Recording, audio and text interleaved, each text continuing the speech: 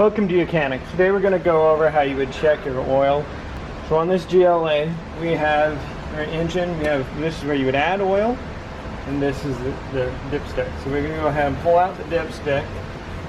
We're going to wipe it clean initially, and then you would go ahead and reinsert it. Make sure it goes down the tube there. We'll reinsert it.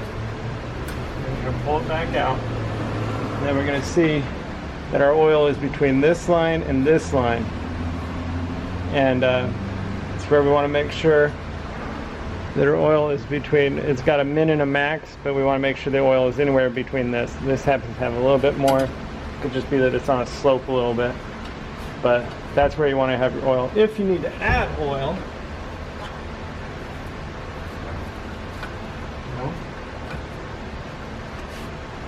go ahead and remove this cap right here. It's just a quarter turn to the left.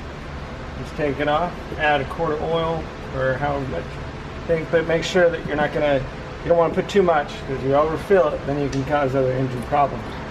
Then once you've added an oil, you just put back on a quarter turn to the right, and that is how you would check and add oil GLA class Mercedes.